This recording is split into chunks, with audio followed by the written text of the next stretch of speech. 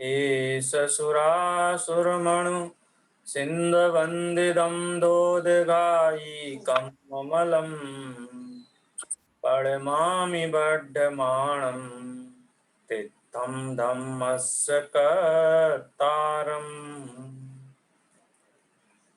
प्रवचन सार ग्रंथ के आधार पर हमारी ये जो चर्चा चल रही है, जिनमें 20 गाथाओं के ऊपर चर्चा करने का निर्धारण किया गया है, उसमें लगभग 14 गाथाओं पे हम चर्चा कर चुके हैं। और वो 14 गाथाएं ज्ञान तत्व प्रज्ञापन, 12 गाथाएं ज्ञान तत्व प्रज्ञापन में से, 2 गाथाएं ज्ञेय तत्व प्रज्ञापन में से हमने चर्चा की है। अब शेष 6 गाथाएं हम चरणन योग सूचक चूलिका के आधार पर यहाँ चर्चा करने जा रहे हैं, जिनमें से 205 और 206 नंबर की ये युग्म गाथाएं हैं। इनका जो विषय है वो विषय किस प्रकार से आत्महित के अभिलाषी जीव जैनेश्वरी दीक्षा धारण करते हैं, किस प्रकार से उनका बाह्य लिंग होता है, बाह्य लिंग माने बाह्य चिन्ह होता है, वो किस प्रकार से जैनेश्वरी दीक्षा ग्रहण करते हैं। हमने पंच कल्याणकों में देखा होगा, तब कल्याणक के दिन दीक्षा वन में जब मुनि भगवंत जाते हैं और वहाँ पर जो दीक्षा की विधि होती है, अथवा हमने दीक्षा का कोई देखा होगा, दीक्षा की कोई घटना जब हम देखते हैं तो किस प्रकार से दीक्षित होते हैं, वो दीक्षा की क्या विधि है, उसकी चर्चा 205 और 206 नंबर गाथाओं में की गई है। 201 नंबर गाथा में तो आचार्य देव ने सीधे सीधे एक बात कही, यदि तुम दुखों से परिमुक्त होना चाहते हो, पूरी तरीके से मुक्त होना चाहते हो, तो अब श्रामण्य को धारण करो।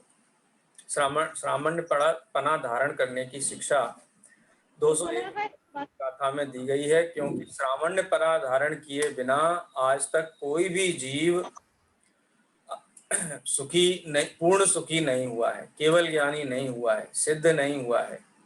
अनंत सिद्ध बनना है, पूर्ण सुखी बनना है, तो श्रमणपना उसका एक अनिवार्य अंग है और उसकी भी एक विधि है। उस विधि की चर्चा प्रारंभ की गई। सबसे पहले तो आचार्य देव ने श्रमणपना धारण करो ये कहा 201 नंबर की गाथा में। उसके बाद श्रमणपना धारण करने के पूर्व आप इच्छ बंधु भग्गो के जो भी दीक्षार्थी जीव हैं, वो अपने घर, यदि विवाहित हैं तो स्त्री पुत्र आदि से, अविवाहित हैं तो माता पिता से, मित्रजनों से, जो भी उनके लौकिक संबंधी जन हैं, उनसे आपेक्ष माने संपूर्ण प्रकार से उनको अवगत करा करके दीक्षा ग्रहण की जाए। कोई कहे कि वैराग्य आ गया है तो तत्काल दीक्षा ले लेनी चाहिए, ऐसी भी घटनाएं प्रथमान योग में अनेक अवसरों पर देखने में आती हैं। तो वो घटनाएं भी सत्य हैं, वैसे भी अनेक प्रकार की घटनाएं घटित हुई हैं, लेकिन जो राजमार्ग है वो राजमार्ग ये है कि दीक्षार्थी जीव सर्व प्रकार के लौकिक विकल्पों से निर्मुक्त होने के लिए अपने बंधु वर्ग को, परिवार को सूचित अवश्य करें। नहीं तो कोई दीक्षा के लिए आया और किसी गुरु के पास गया, वो दे दी और घर वालों के, आजकल के जैसा फोन और ये सोशल मीडिया ये तो व्यवस्थाएं नहीं है। पुराने जमाने में तो पता ही नहीं चले कि कहाँ दीक्षा ले ली, कहाँ गए। तो परिवार के जन क्लेश में पड़े, चिंता में पड़े, कोई पुलिस में कंप्लेन करा दे, कोई राजा के यहाँ जाकर के फरियाद करने लगे कि हमारे घर से गुमशुदगी हो गई है। तो इस प्रकार की लौकिक व्यवस्थाओं को भी ध्यान में रख करके बंधु वर्ग से पूछने की व्यवस्था है। फिर ये सारा पूर्ण हो जाने के बाद में जो दीक्षार्थी जीव हैं, उनकी यथा योग्य उनका जो भी है सामर्थ्य है, उनकी रुचि है, सर्व प्रकार से परीक्षा करके आचार्य देव उनको दीक्षा देते हैं। अब वो दीक्षा किस प्रकार से ग्रहण होती है, किस प्रकार से मूल गुण अंगीकार करते हैं, उसकी चर्चा 205 और 206 नंबर की गाथा में है। कैसा रूप धारण करते हैं जिनेंद्र भगवान, उनका रूप कैसा होता है। जैसे बालक होता है, यहाँ शब्द का प्रयोग किया है, जध जाद रूप जादम, यथा जात रूप जातम। यथा जात जैसे पैदा हुए थे, वैसे रूप को जादम माने ग्रहण करते हैं। वो रूप कैसा होता है और किस प्रकार से उस रूप को धारण करते हैं, ये इन गाथाओं में आया है विषय। इसकी भूमिका पढ़ लेते हैं, एक बार उत्थानिका पढ़ लेते हैं, तो विषय आपको और ज्यादा स्पष्टता से ख्याल में आएगा। अथ एतस्य यथा जात रूप धरत्वस्य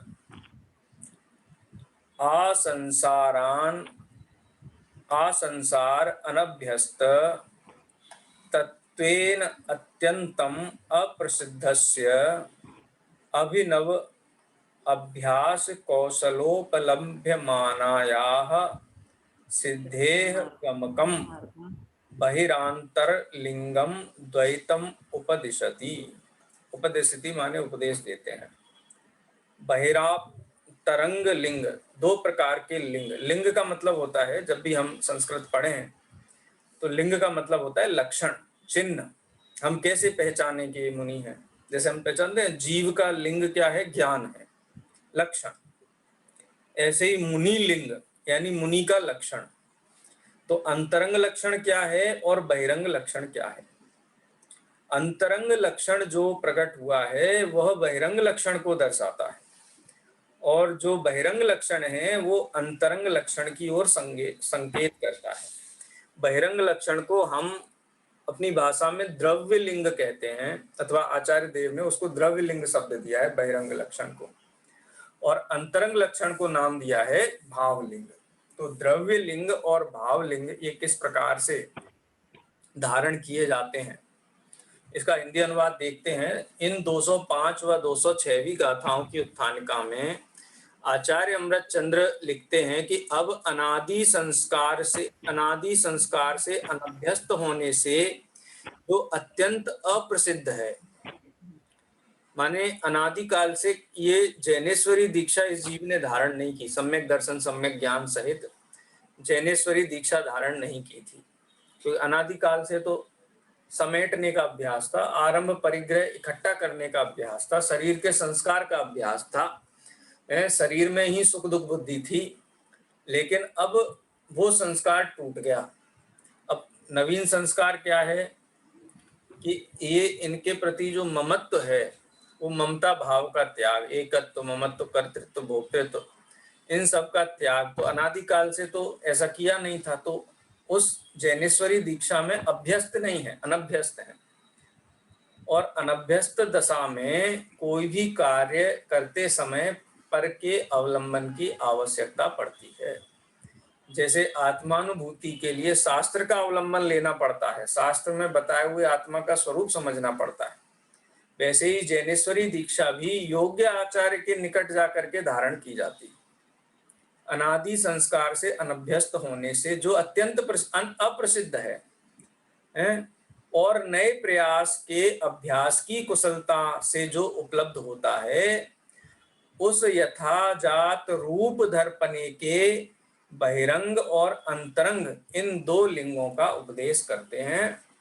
तात्पर्य यह है कि इन गाथाओं में द्रव्य लिंग और भावलिंग की चर्चा करते हैं। अनादिकाल से जिस जैनेश्वरी दीक्षा का अभ्यास नहीं है, अब वो दीक्षा धारण करनी है, तो तीर्थंकर आदि तो स्वयं दीक्षित हो जाते हैं। पंचमुष्टि केस लुंचन किया, सर्व आरंभ परिग्रह का त्याग करके दीक्षित हो जाते हैं, अवधि ज्ञान के धारी होते ही हैं। तो उनको उस दीक्षा का स्वरूप भी ख्याल में है, उसकी गंभीरता भी ख्याल में है। जिन कल्पी होते हैं, हाथ में पीछी कमंडल भी नहीं लेते तीर्थंकर भगवंत, तो क्योंकि उनको निहार आदि होते नहीं है। शुचि ज्ञान संयम उपकरण, तो शुचि शौच का उपकरण जो कमंडल का जल है, तो शौच होता नहीं है, तो उसकी आवश्यकता नहीं है। परम औदारिक शरीर है, किसी जीव का घात उनके देह के निमित्त से हो, ऐसा होता नहीं है, इसलिए पीछी कमंडल आदि चिन्हों को धारण नहीं करते हैं, लेकिन शेष जीव उसको धारण करते हैं। तो सामान्यतः बहुतायत जीवों के लिए तो ये अनभ्यस्त है, कभी अभ्यास नहीं किया गया है। अब नए प्रयास के अभ्यास की कुशलता से जो उपलब्ध होता है, माने नए अभ्यास माने अब इस भाव में दीक्षा लेने का परिणाम आया है तो योग्य आचार्य के निकट गए हैं, तो हम उस बहिरंग लिंग का और अंतरंग लिंग का स्वरूप समझें, उनके उपदेश से फिर उसको ग्रहण करें और फिर मोक्ष मार्ग में शुद्धोपयोग की आराधना के लिए आगे बढ़ें। तो परिचय कराया गया है द्रव्य लिंग का और भाव लिंग का। गाथा पाठ करेंगे, मैं गाथा बोलता हूँ, आप उसको दोहराइए। जध जाद रूप जादम, जद जाद रूप जादम, उपाड़िद के समम सुगम शुद्धम, उपाड़िद के समम शुद्धम, रहिदम हिंसा दीदो, रहिदम हिंसा दीदो, अपरिकम्मं हवदि लिंगम, अपरिकम्मं हवदि लिंगम, मुच्छारम्भविजुत्तम,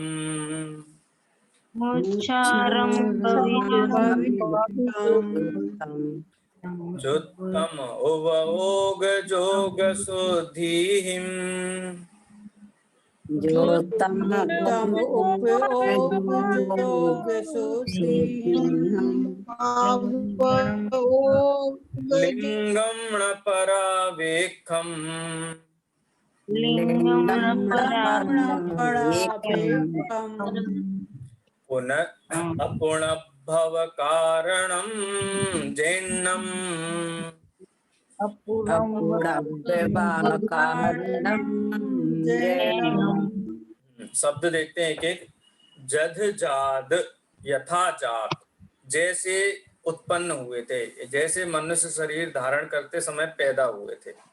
यथा जात रूप जादम, यथा जात रूप जातम, यानी यथा जात रूप हो गए, जातम माने हो गए, या यथा जात रूप हो जाते हैं। और क्या करते हैं? उपाड़िद केस मम सुगम, केशम केशम केसस केस अस्म अस्म श्रुकम। ठीक है, शब्द क्या है?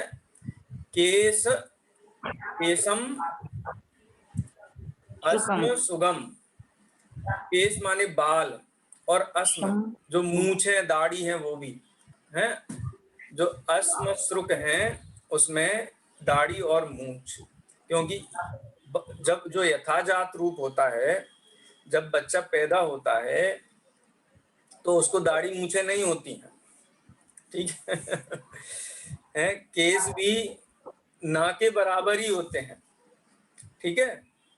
तो उपाड़ित, उत्पाटित, नोच लिए गए हैं, नोच लेते हैं। उत्पाटित, क्षौरित नहीं लिखा, छुरे से बोलते हैं क्षौरित होता है। उत्पाटित माने होता है खींच लिए हैं, लुंचन कर लिया गया है केस और जो सुमश्रु आदि हैं उनका, और शुद्ध हुए हैं। रहितम हिंसा दीदो, और हिंसादि से रहित हैं। हिंसादि से रहित है माने षटकाय जीवन हननते सब विधि दरव हिंसा टरी, रागा भाव निवारते हिंसा न थावित अवतरी। तो इस प्रकार से 5 पापों के त्यागी हुए हैं। हिंसादि, हिंसादि में क्या आ गया? हिंसा, झूठ, चोरी, कुशील, परिग्रह, ठीक है। रहितम हिंसा दी दो, हिंसा दी से रहित हैं। और अप्रतिकर्म, अपरिकम्मम हवदि, अप्रतिकर्म हो गए, अप्रतिकर्म हो गए हैं। अप्रतिकर्म का देखते हैं। अप्रतिकर्म, हाँ, प्रतिकर्म और अप्रतिकर्म, हिंसादि से रहित हुए हैं। और अप्रतिकर्म यानी जो देह के प्रति जो भी कर्तव्य होते थे, स्नान करना, दंत धावन करना, केश सज्जा करना, और सम्मार्जन करना और तेल लगाना, ये सारी चीजें हैं, ये प्रतिकर्मों का त्याग कर दिया है। यानी शरीर के संस्कारों से रहित हुए, शरीर में किसी भी प्रकार का श्रृंगार है उससे अप्रतिकर्म हो गए हैं। भवति लिंगम, इसको बाह्य लिंग कहते हैं। बाह्य लिंग की परिभाषा 205 नंबर के छंद में दी, हमने उसका शाब्दिक अर्थ समझा है, विश्लेषण आगे पढ़ने वाले हैं। अब दूसरी गाथा देखते हैं जिसमें अंतरंग लिंग की चर्चा की गई है। ये बाह्य लिंग क्यों हुआ है? क्योंकि मुच्छारंभ विजुत्तम, मुच्छारंभ विजुत्तम माने मूर्छा और आरंभ से वियुक्त हो गए हैं, रहित हो गए हैं। मूर्छा बाह्य में नहीं होती है, मूर्छा अंतरंग में होती है, और मूर्छा से रहितपना भी अंतरंग में ही होता है। परिग्रह की परिभाषा है ना तत्वार्थ सूत्र में, मूर्छा परिग्रह, तो परिग्रह और आरंभ से जो रहित हैं, किसी भी प्रकार का परिग्रह धारण नहीं करते हैं, पीछी और कमंडल भी है तो उनके प्रति भी कोई अनुराग नहीं है, उनके प्रति भी मूर्छा भाव नहीं है। यदि कोई उठा करके ले जाए तो क्लेश नहीं करते हैं, उपसर्ग मान करके स्थिर हो जाते हैं। ठीक है, तो मूर्छा माने परिग्रह और आरंभ माने परिग्रह के निमित्त से होने वाली जो हिंसा का भाव है, राग द्वेष आदि है, वो सब आरंभ है, उनसे वियुक्त हो गए हैं। और युक्त किससे हो गए हैं? युक्तम उपयोग जोग शुद्धि, योग और उपयोग की शुद्धि से सहित हो गए हैं। उपयोग कैसा है? शुद्ध है। किस प्रकार से शुद्ध है? क्योंकि जो उपयोग है वो निरंतर शुद्धोपयोग की भावना में ही रहता है। या तो शुद्धोपयोग में रहते हैं या शुद्धोपयोग में जाने के लिए प्रवृत्ति उनकी होती है, शुद्धोपयोग की भावना निरंतर भाते हैं, इसलिए उनका योग और उपयोग शुद्धि से युक्त है। ठीक है, युक्तम उपयोग योग शुद्धिभ्याम। लिंगम न परावेक्षम, ये सबसे बड़ा लक्षण है मुनिराज का। लिंगम न परावेक्षम, उनका जो लिंग है, अंतरंग लिंग है, जिसमें मूर्छा नहीं है, जिसमें आरंभ नहीं है, उपयोग की परम विशुद्धि हो गई है, शुद्ध योग उपयोग जिनका हो गया है, उनको किसी दुनिया की किसी दुनियादारी से कोई अपेक्षा नहीं। अपेक्षा रहित होने पर मुनि दीक्षा होती है। तो लिंगम न परापेक्षम, पराधीन, जिन लिंग पराधीनता का प्रतीक नहीं है, स्वाधीनता का प्रतीक है। कोई कहे कि हम मुनि हो गए, अब भाई ध्यान रखना आहार आदि का है, हमारे शयन आसन सुरक्षा का ध्यान रखना, बोले ऐसा नहीं है मुनिराजों का। मुनिराजों का तो परापेक्ष न किसी भी प्रकार की सांसारिक अपेक्षा से रहे। मुनि ऋषभ कुमार दीक्षित हुए तो समझा के गए क्या पहले लोगों को कि भाई इस प्रकार से आहार दिया जाता है और जब हम दीक्षा ले लें तो हमको आहार इस प्रकार से देना। 6 महीने तक तो आहार का विकल्प नहीं आया, और 6 महीने बाद जब आहार का विकल्प आया तो उस विकल्प की पूर्ति के लिए जो भी विधि है भ्रमर वृत्ति के अनुसार आहारचर्या के लिए निकलते हैं। लोग पूछते हैं तो उनको आहारचर्या का उपदेश नहीं देते हैं, क्योंकि आहारचर्या का उपदेश देने पर उनके उद्देश्य से भोजन आदि बनाया जाएगा तो उद्दिष्ट आहार का दोष लगेगा। तो जिन लिंग स्वाधीन होता है, न परापेक्षम, जिसमें पर की कोई अपेक्षा नहीं। जब पर की अपेक्षा छूट जाती है तब ये जिन लिंग या मुनि लिंग होता है। अपुनर्भव कारणम, और ये लिंग कैसा है? ये अंतरंग बहिरंग लिंग कैसा है? अपुनर्भव, जिससे भवों को पुनः पुनः धारण नहीं करना पड़े, उसका कारण है। भव के अभाव का कारण ये लिंग है। 201 नंबर की गाथा में कहा था, यदि इच्छति दुख परिमोक्षम, संसार में दुख है, भवों में दुख है। यदि भव दुख के कारणों से दूर होना चाहते हो तो ये जैनेश्वरी दीक्षा धारण करो। जैनम, ऐसे जो जैन श्रमण हैं, जो जिनेंद्र भगवान के अनुयायी हैं, जो जिनेंद्र भगवान के मार्ग पे चलने वाले हैं, उनका ये अंतरंग और बहिरंग स्वरूप है। ठीक है, 205 और 6 नंबर की गाथा का हिंदी पाठ करते हैं, उसके बाद आप रीडिंग शुरू करना और अपन उसकी चर्चा करेंगे। श्रृंगार हर हिंसा रहित हर केश लुंचन अकिंचन यथा जात स्वरूप ही जिनवर कथित बहिलिंग है। आरंभ मूर्छा से रहित पर की अपेक्षा से रहित शुद्ध योग हर उपयोग से जिन कथित अंतरलिंग है। तो ये द्रव्यलिंग और भावलिंग की चर्चा है। द्रव्यलिंग का नाम सुनते ही लोग नाक भौं से कोड़ने लगे और भावलिंग की चर्चा सुन के लगता है हाँ यही सच्चा है। तो ऐसी बात नहीं है, भावलिंग तो सच्चा है ही और द्रव्यलिंग भी उतना ही सच्चा है। दोनों ही एक सिक्के के दो पहलू हैं। आप कहोगे कि अष्टपावड़ ग्रंथ में तो द्रव्यलिंगी मुनि की बहुत आलोचना की गई है, आचार्य कुंद देव ने स्वयं की है। तो वहां पर द्रव्यलिंगी का मतलब बाह्य वेशधारी हैं, जिनको अंतरंग में आरंभ मूर्छा का अभाव नहीं हुआ है, जो स्वाधीन नहीं हुए हैं, जिनको लोक की अपेक्षा है, ख्याति लाभ पूजा की इच्छा है और इस इच्छा से बाह्य लिंग धारण कर लिया है, उनको द्रव्यलिंगी बाह्य वेशधारी कहा गया है। लेकिन यहाँ पर 205 नंबर की जो गाथा है उसमें बाह्य मुनि वेश कैसा होता है और अंतरंग मुनि वेश कैसा होता है उसकी चर्चा की गई है। चलिए रीड। बाह्यलिंग सिर और दाढ़ी, मूछ के बालों का लॉन्च वाला और जन्म के समय के जैसे वाला, शुद्ध हिंसादि से रहित और शारीरिक श्रृंगार से रहित होता है।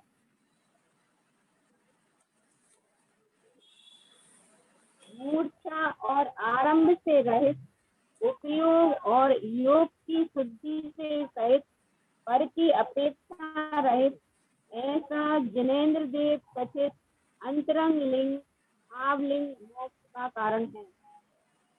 आचार्य अमृतचंद सत्प्रदीप का टीका में इन गाथाओं का भाव इस प्रकार स्पष्ट करते हैं।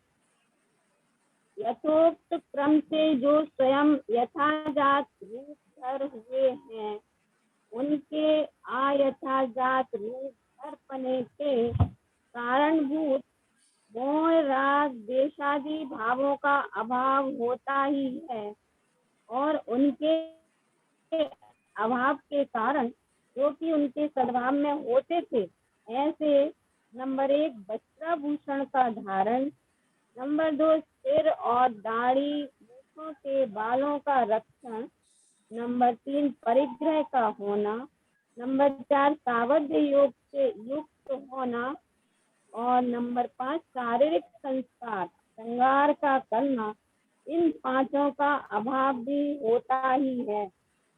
इस कारण नंबर 1 जन्म के समय जैसा नग्न रूप, नंबर 2 सिर और दाढ़ी मूछ के बालों का लुंचन, नंबर 3 शुद्धत्व अपरिग्रह रूप दशा, नंबर 4 हिंसादि पापों से रहित पना, नंबर 5 शारीरिक श्रृंगार का अभाव भी होता ही है, इसलिए यह बहिर्लिंग है। आत्मा यथाजात रूप धरपने से दूर किए गए अयथाजात रूप धरपने के कारणभूत मोह राग देशादि भावों का अभाव होने से जो उनके स्वभाव में होते थे, ऐसे नंबर 1 ममत्व और कार्य की जिम्मेदारी लेने के परिणाम, नंबर 2 शुभाशुभ के उपरक्त उपयोग और तत्पूर्वक तथा विध योग की अशुद्धि से युक्तता तथा नंबर 3 परद्रव्य से सापेक्षता, इन तीनों का अभाव होता है। इसलिए उस आत्मा के नंबर 1 मूर्छा और आरंभ से रहितता, नंबर 2 उपयोग और योग की शुद्धता और नंबर 3 पर की अपेक्षा से रहितता होती ही है, इसलिए यह अंतरंग लिंग है। हाँ बस ये जो मूल टीका है उसमें ऊपर के पैराग्राफ में बहिर्लिंग बताया। तो जब जीव अयथाजात रूप धर हो जाता है, अयथाजात माने पैदा तो हुआ था बिना वस्त्राभूषण के, बिना दाढ़ी मूछों के, कोई परिग्रह उसका ऐसा था नहीं कि ये इसका कमरा है, ये इसके वस्त्र हैं, ये इसका, ये जब पैदा हुआ था उस समय तो कुछ भी नहीं था। सावध्य योग आदि हैं वो भी लौकिक वृत्ति का ही प्रतीक है। शारीरिक श्रृंगार करना, ये सब कैसे वेश हैं, ये पैदा हुए थे उस समय ये वेश नहीं होते, बाद में धारण कर लेता है। तो जो बाद में धारण किए हुए जो वेश हैं उन वेशों का त्याग हो जाता है। तो बाद में होने वाले वेश कौन कौन से हैं? जैसे वस्त्र धारण करना, आभूषण धारण करना, तो वस्त्राभूषण का त्याग हुआ तो वेश कैसा हो गया? यथाजात नग्न रूप, वैसा हो गया, जन्म के समय जैसा नग्न रूप था। ठीक है। दूसरा, बाल रखता था, हेयर स्टाइल, दाढ़ी मूछों की छटाई कटाई और उनके जो संस्कार थे उन संस्कारों से सहित था। तो सिर और दाढ़ी मूछ के बालों का लुंचन कर दिया, अब उनके रक्षण का भाव नहीं है। और लौकिक अवस्था में परिग्रह सहित वस्त्राभूषण के अलावा भी जो वस्तुएं थी जिनके प्रति राग था तो परिग्रह सहित था, तो उन परिग्रह का भी त्यागी हो गया। मतलब अब ये मेरा मकान, दुकान, ये घर गृहस्थी, ये कुछ भी विकल्प उनका नहीं रहता है और उनका द्रव्य रूप से भी त्याग हो जाता है। इसलिए वो शुद्धत्व पने को प्राप्त हो गए। जगत में रहते हैं तो भोजन की व्यवस्था भी करनी है, आजीविका भी करनी है, मकान में रहते तो मकान का भी रक्षण सेवन करना है। तो वो क्या है, उसमें क्या होता है? सावध्यपना होता है, सावध्य योग होता है। तो अब इस प्रकार के किसी भी जिम्मेदारी का अभाव हो जाने से, उद्योगी हिंसा हो, आरंभी हिंसा हो, अथवा विरोधी हिंसा हो, ये सर्व प्रकार के जो सावध्य योग हैं इनसे रहितपना भी हो गया है। ठीक है।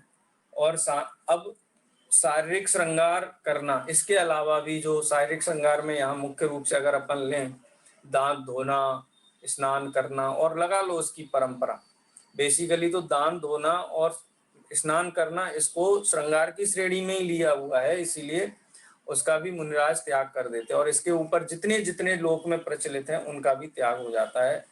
ये बहिर्लिंग का स्वरूप है। ये बहुत संक्षेप में यहाँ पर आचार्य देव ने बताया है, लेकिन इसके अंतर्गर्भित हैं सारी चीजें। 28 मूलगुण यदि हम घटित करना चाहें तो इनके अंतर्गत हम घटित कर सकते हैं। ये तो बाह्य रूप हुआ। अब अंतरंग जब तक लोक में था तब उसको ममत्व था, जिम्मेदारी का भाव होता था। भरत चक्रवर्ती थे तो 60,000 वर्ष के लिए युद्ध पे जाने का भाव आया, यानी ममत्व परिणाम और लौकिक जीवन, गृहस्थ जीवन से जुड़ी हुई जो जिम्मेदारियां हैं उनमें उनको निर्वाहन करने का, भले ही अंतरंग से राग टूट गया हो, अंतरंग से सम्यक दृष्टि है, चाहे सम्यक दृष्टि भी हो, लेकिन भूमिका के अनुसार जो जिम्मेदारी आदि लेने का जो भी उनके प्रति ममपना कहना चाहिए, जो चारित्र संबंधी अपनापन था, वो अपनापन छूट गया। तो वो क्या है? वो एक प्रकार से मूर्छा है ना, तो मूर्छा के त्यागी हुए अंतरंग में। उपयोग भी कैसा रहता था? शुभ और अशुभ भाव से रंगा हुआ होता था। जो ग्रस्त जीव होते हैं उनको शुद्धोपयोग तो बहुत दुर्लभ है। मूल रूप से तो शुभ अशुभ परिणति ही कही गई है, तो शुभ अशुभ परिणति से रंगे हुए थे। अब मुनि हुए हैं तो अंतरंग में शुभ अशुभ परिणति का भी त्याग हो गया है। शुद्धोपयोग की आराधना करते हैं या शुद्धोपयोग में रहते हैं। जिस समय शुद्धोपयोग की आराधना का काल है वो शुभोपयोग कहलाता है, लेकिन उस शुभोपयोग में कोई रंगते नहीं है, उसको उपादेय नहीं मानते हैं। ठीक है। तो इसलिए जो पहले शुभ और अशुभ उपयोग में रहते थे, अब उसको उपयोग और योग की शुद्धता हो गई है। पहले क्या था? पर द्रव्य से सापेक्षता, यानी पर के अधीन थे। घर में रहते हैं तो भाई भोजन के लिए, रक्षण के लिए, कपड़ा पहनेंगे तो जुलाई के अधीन है, आभूषण पहनेंगे तो आभूषण बनाने वाले के अधीन है, पर के अधीन। माने जो भी गृहस्थों का जीवन होता है उसमें पराधीनता ही पराधीनता है। अब शुद्धोपयोग के आराधक हुए हैं तो सर्व प्रकार की पराधीनता जो पहले होती थी, पर सापेक्षता होती थी, उस पर सापेक्षता का भी त्याग हुआ है। यानी जिसको कहते हैं आत्मनिर्भर, पूर्णतः आत्मनिर्भर लिंग को मुनि लिंग कहते हैं। वो चाहे बाह्य से आत्मनिर्भरता हो और चाहे अंतरंग से आत्मनिर्भरता हो, सर्व प्रकार का आत्मनिर्भर पराधीनता से रहित जो लिंग है वो मुनि लिंग होता है। इस प्रकार से आचार्य देव ने यहाँ पर स्वाधीन वृत्ति को मुनि वृत्ति कहा है, सावध्य योग से रहित वृत्ति को मुनि वृत्ति कहा है, आरंभ और परिग्रह से रहित वृत्ति को मुनि वृत्ति कहा है, और वो परम स्वाधीन होते हैं। लोक में तो राजा होते हैं, उनको हम राजा कहते हैं, लेकिन हमारे मुनि महाराज हैं वो महाराज हैं, क्योंकि राजा तो पराधीन है, सेना के अधीन है, मंत्रियों के अधीन है, महल के अधीन है, सुरक्षा के अधीन है, लेकिन हमारे दिगंबर साधु वो सर्व प्रकार की पराधीनता से रहित हैं, इसलिए वो राजा नहीं है, वो महाराज हैं, इसलिए हम उनको महाराज शब्द से भी संबोधित करते हैं।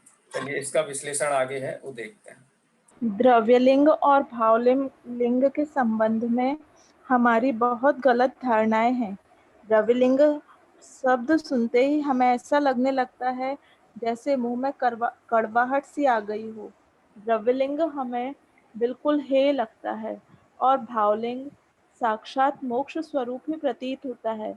लेकिन हमें यह बात ध्यान रखनी चाहिए कि कोई भी व्यक्ति द्रव्यलिंग और भावलिंग दोनों के बिना मोक्ष की प्राप्ति नहीं कर सकता। सिद्ध चक्र महामंडल विधान की जयमाला में कहा है, भाव लिंग बिन कर्म खिपाई, द्रव्य लिंग बिन शिवपद जाई, यो अयोग कारज नहीं होई, तुम गुण कथन कठिन है सोई।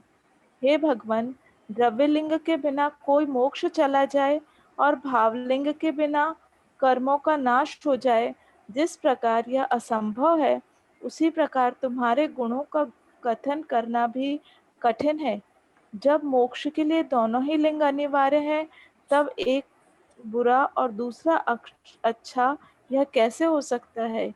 यदि कोई कहे कि शास्त्रों में तो द्रव्यलिंगी मुनियों की बहुत निंदा की गई है, अरे भाई, जहाँ द्रव्यलिंगी मुनियों की निंदा की बात आती है, वहाँ भावलिंग के बिना जो द्रव्यलिंग है उसकी निंदा है, भावलिंग के साथ जो द्रव्यलिंग है उसकी नहीं।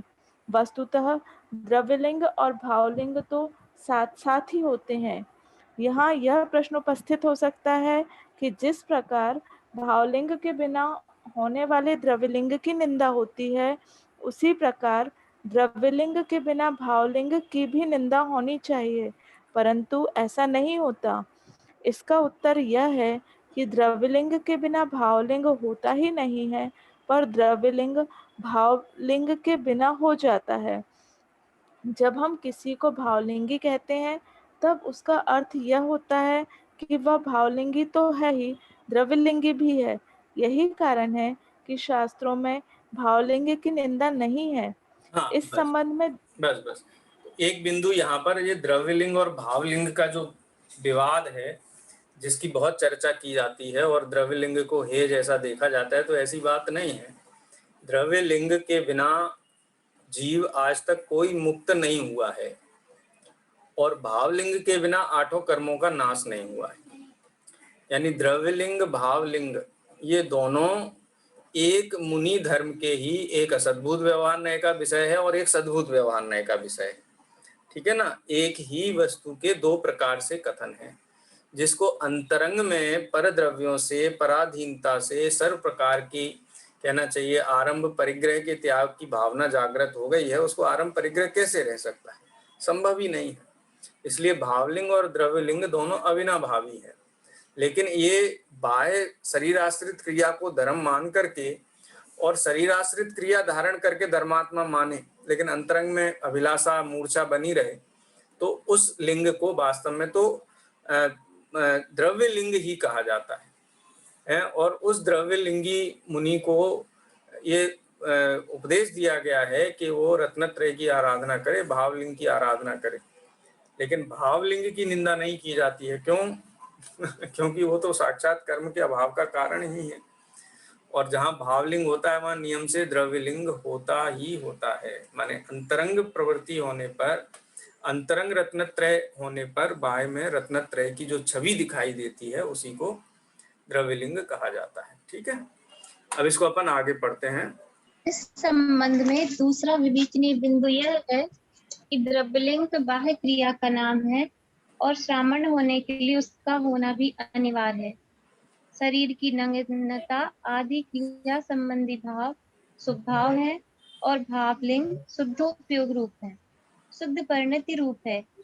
यद्यपि द्रव्यलिंग के बिना मोक्ष नहीं होता, तथापि द्रव्यलिंग से भी मोक्ष नहीं होता, क्योंकि द्रव्यलिंग तो जड़ की क्रिया और स्वभाव रूप है। मोक्ष जड़ की क्रिया और स्वभावों से नहीं होता। गाथा 205 में द्रव्यलिंग का जो स्वरूप कहा है, उसमें जो यथाजात रूप कहा है, उसका तात्पर्य है जैसे माँ के पेट से जन्म लिया था वैसा ही रूप, उस रूप के साथ एक लंगोट भी नहीं रख सकते। इस प्रकार हम देखते हैं कि मुक्ति मार्ग में इन दोनों का होना आवश्यक ही नहीं अनिवार्य है। पर बात यह है कि शुद्धोपयोग और शुद्ध परिणति रूप होने से भावलिंग मुक्ति का साक्षात कारण है, निश्चय कारण है।